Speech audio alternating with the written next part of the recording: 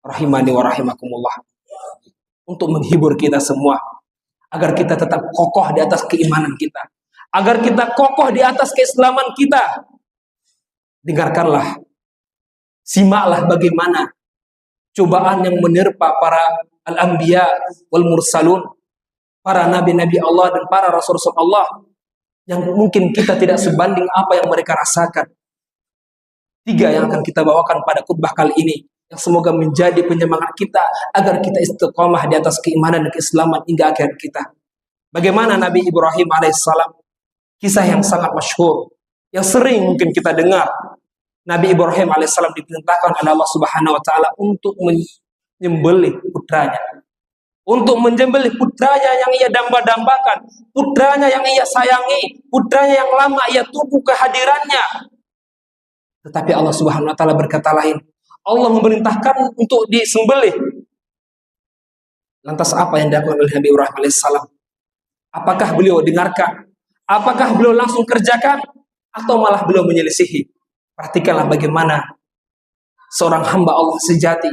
Ketika Allah memerintahkan, pasti di sana ada hikmahnya. Benar.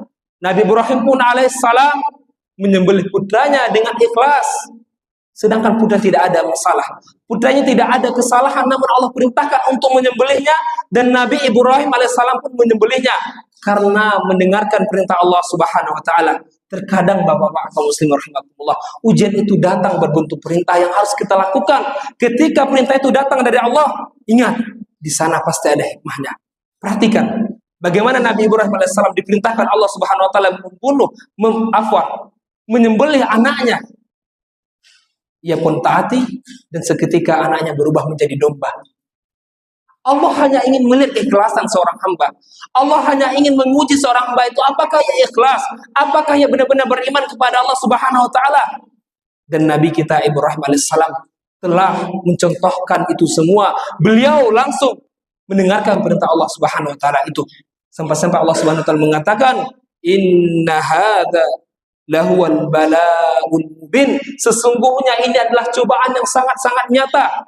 Siapa di antara kita ketika disuruh, diperintahkan oleh Allah untuk menyembelih putranya, kita ingin? Saya yakin tidak pun satu di antara kita ingin disembelih putranya. Namun Nabi Ibrahim, karena ini adalah perintah Allah Subhanahu wa taala, maka ia laksanakan dan ia taati itu.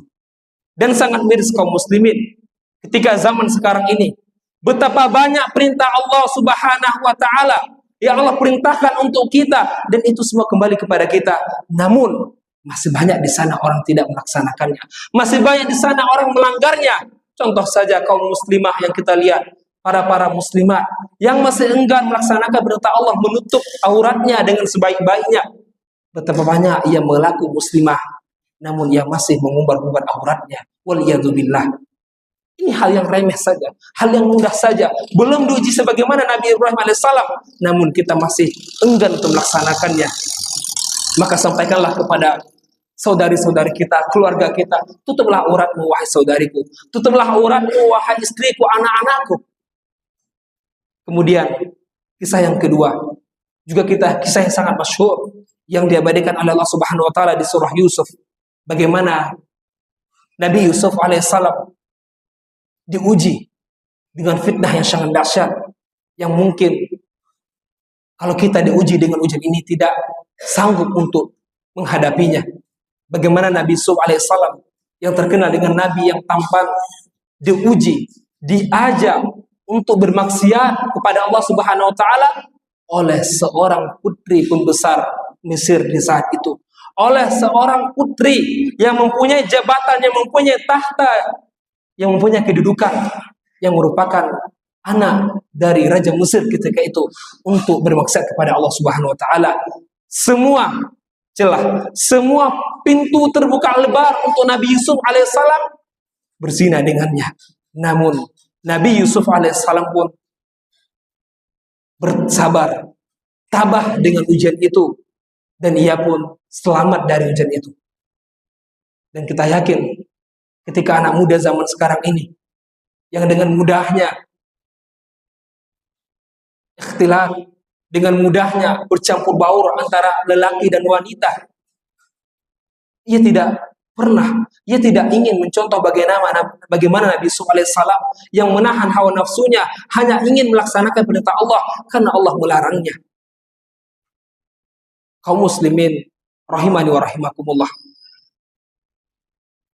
Nabi Yusuf alaihissalam, Nabi yang sangat sabar, yang tetap bisa menahan kesabarannya, menahan hawa nafsunya. Siapa di antara anak muda zaman sekarang ini diajak untuk berzina?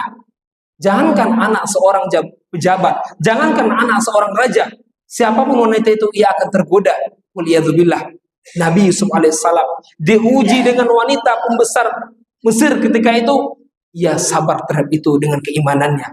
Bayangkan bagaimana di zaman saat ini yang sangat miris, dengan mudah sering kita mendengar berbagai macam kejadian-kejadian, berbagai macam kasus-kasus perzinaan, yang semoga Allah menjaga seluruh anak muda dan anak mudi di negeri kita ini.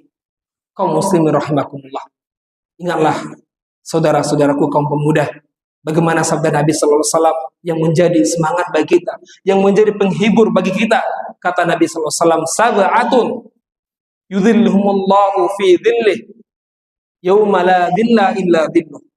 Ada 7 golongan yang Allah akan berikan ia pertolongan, yang Allah akan naungi ia ketika tidak ada hari kecuali, tidak ada hari naungan kecuali dengan Allah Subhanahu wa taala, yang tidak ada hari perlindungan kecuali perlindungan Allah Subhanahu wa taala. Di antaranya adalah warajulun talabatkum ra'atun dzatu mansibin wa jamalin faqala inni akhafullah. Seorang lelaki yang diminta, yang ditawarkan oleh wanita untuk bermaksud kepada Allah Subhanahu wa taala. Wanita tidak sembarangan wanita, wanita yang memiliki mansab, yang memiliki tahta kedudukan dan yang cantik rupawan. Lantas ia berkata, inni akhafullah, sesungguhnya aku takut kepada Allah Subhanahu wa taala. Mana pemuda yang seperti Nabi Yusuf alaihissalam? Mana pemuda yang ingin benar mempertahankan keimanannya di saat ujian yang dahsyat, yang menggoncang hatinya? Sabarlah ya pemuda. Ingatlah, engkau akan mendapatkan naungan 7 saja. Kata Allah Subhanahu, kata Nabi SAW, di antara orang-orang mendapatkan naungan, di antaranya pemuda yang sabar ketika diajak bermaksiat, ia pun sabar terhadap itu. Saudaraku kaum muslimin rahimakumullah. Dan yang terakhir, bagaimana kisah Nabi Ayub alaihissalam. Terkadang ujian itu berbentuk penyakit, ditinggalkan oleh keluarga dan sanak familinya. Nabi Ayub alaihissalam yang kita sering dengar diuji dengan penyakit yang berpuluh, yang belasan tahun.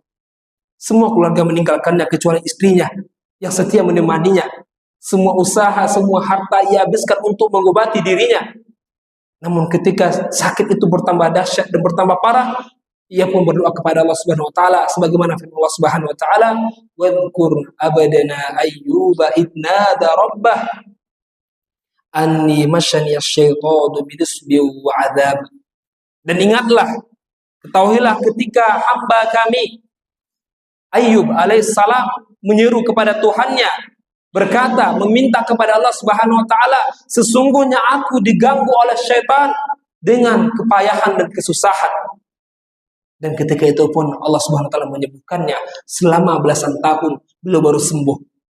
Mungkin di antara kita ada yang diuji dengan tahunan bertahun-tahun, ada yang diuji dengan sakit baru 1 bulan, 2 bulan, dan kita sudah mengeluh. Bagaimana Nabi Ayub alaihissalam diuji selama belasan tahun, ditinggalkan oleh anak istrinya, anak keluarganya, kecuali istrinya menemaninya dengan setia. Namun dia tetap tabah dan sabar dengan keimanannya. Oleh karenanya, semoga 3 kisah ini, 3 bagaimana para nabi kita sabar terhadap ujian yang menerpanya, bisa menjadikan kita bertambah semangat untuk mempertahankan keimanan kita hingga akhir hayat kita.